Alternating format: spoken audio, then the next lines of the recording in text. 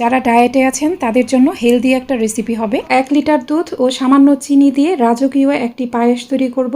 1 litre দুধের জন্য 1.5 মুঠ পরিমাণ কালিজিরা পোলাওয়ের চাল ভালোভাবে ধুয়ে নিতে হবে।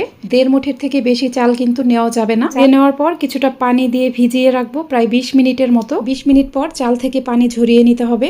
1 লিটার পরিমাণ লিকুইড দুধ নিয়ে নিলাম। দুধটা অবশ্যই ভালো মানের নেবেন। 2টা এলাচ ও একটা তেজপাতা দিয়ে দিলাম। দুধ ফুটে ওঠার পর দিয়ে দিলাম ধুয়ে রাখা চাল। চুলার আঁচ কমিয়ে চালটা সেদ্ধ করে নিব।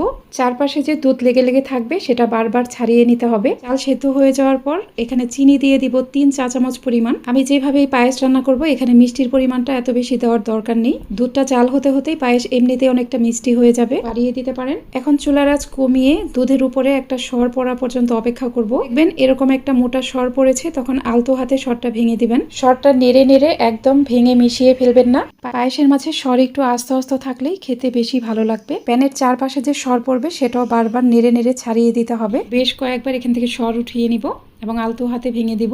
আমি এখানে কয়েকটি কিশমিশ দিয়েছিলাম। কিছুক্ষণ পর দেখবেন দুধটা অনেকটাই ঘন হয়ে গেছে। চামচে এরকম দাগ কেটে নেবেন। যদি দেখেন এটা এক জায়গায় আছে, একটু নাড়াচাড়া করছে না, তাহলে বুঝবেন পায়েসটা পারফেক্ট ভাবে হয়ে গেছে। ঠান্ডা হয়ে যাওয়ার পর এটা পরিবেশন করুন। খুবই ক্রিমি এই পায়েস খেতে অনেক বেশি মজার হবে।